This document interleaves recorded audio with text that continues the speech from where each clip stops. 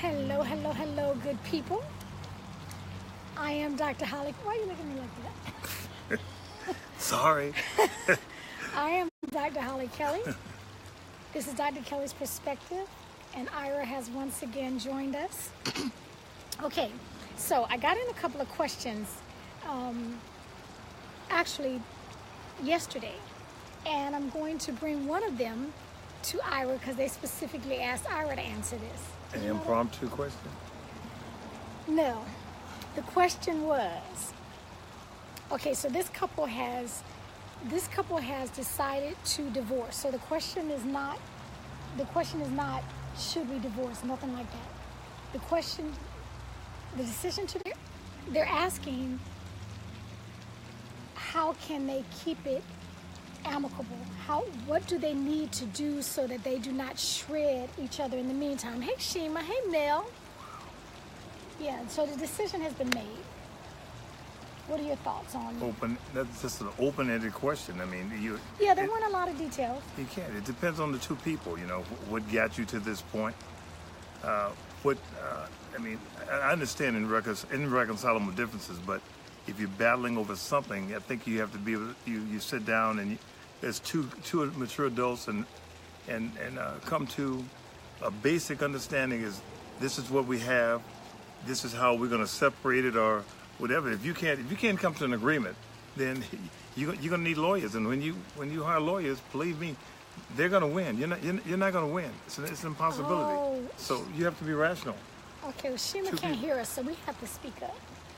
Thank you for saying that, Shima. So you're saying, are you banking on the fact that they're going to be rational? Because I've never been divorced, but I think that rationality goes out the window when you're talking about people that have already made a decision to split their lives, and this couple does have children.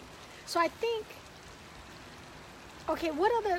It's not a fair question because it's a real question. We don't know the dynamics of the family. We don't know if she's working, if he's working, if she stay home, if he goes away, how old the kids are. There's a lot of dynamics, but it goes back to the foundation again. Those two people have to be able to say, hey, I can live with this, I can live with this, let's go this way, let's go this way. But if they can't make a decision together, when they go to court, believe me, they won't win. California is an equal opportunity state. You split everything. Basically everything is supposed to be split down the middle. So I mean, you have to figure out exactly what you're willing to sacrifice. How much is your sanity worth?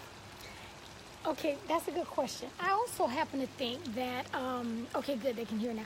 I also happen to think that if there's just so much anger and rage and if whatever led you to this point, then if you know you can't talk without just losing it every time you talk to the person, I think you got to be smart enough to bring in a third party. Just don't even try to have conversations. Solly said, hey, Ira. Okay.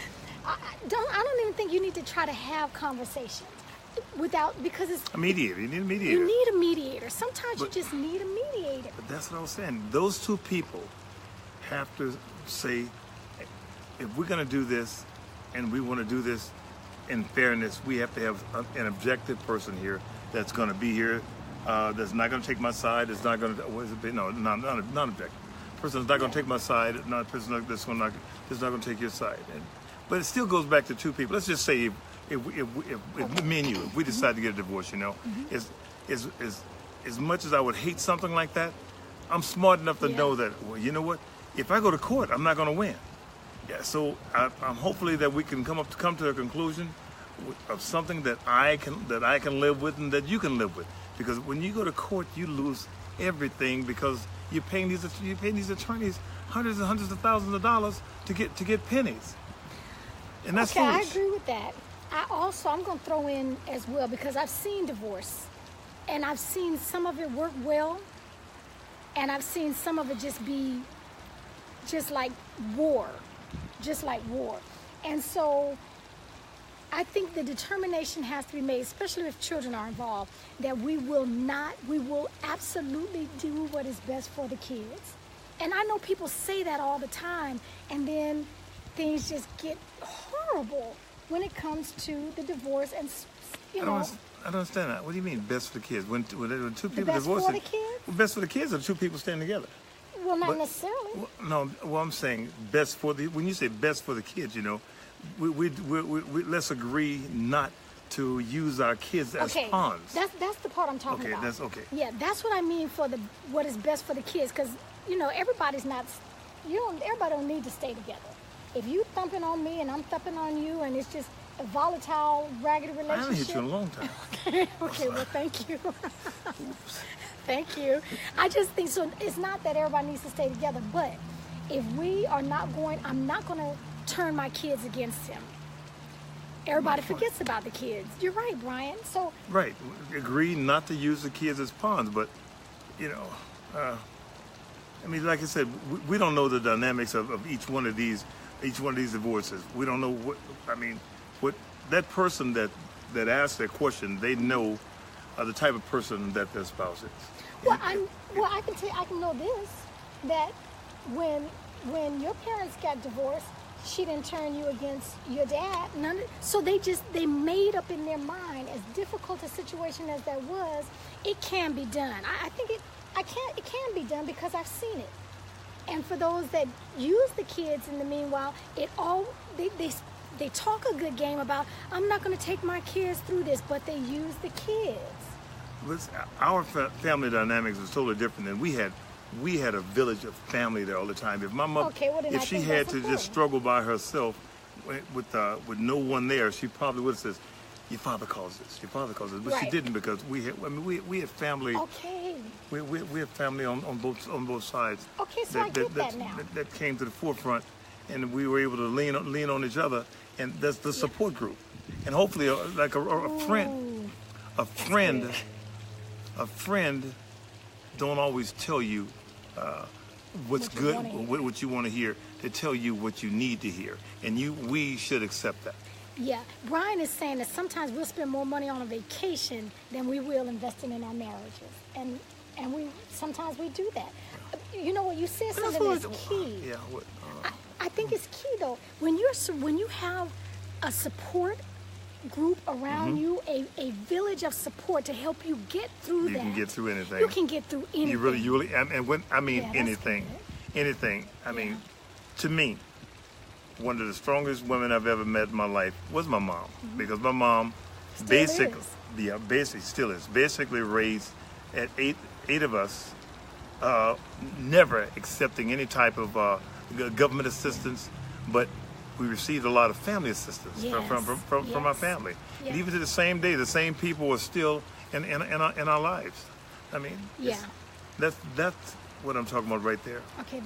Okay, I think that's a good send-off and an end-off. You're right.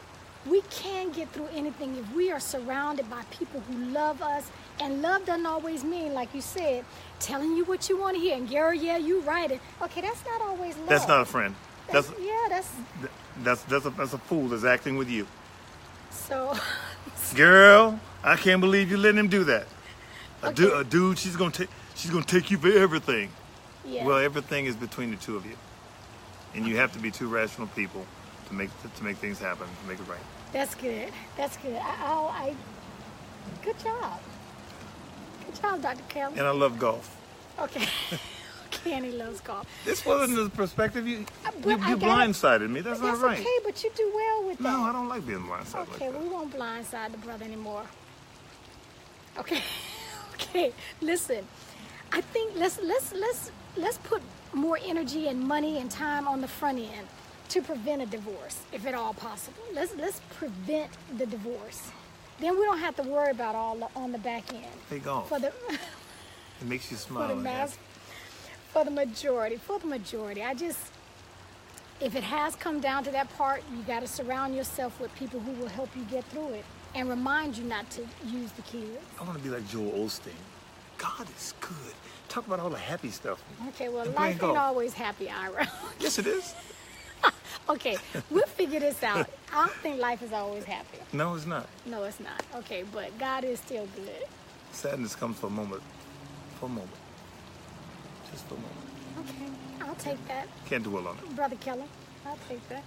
Until next time, take real good care of yourselves.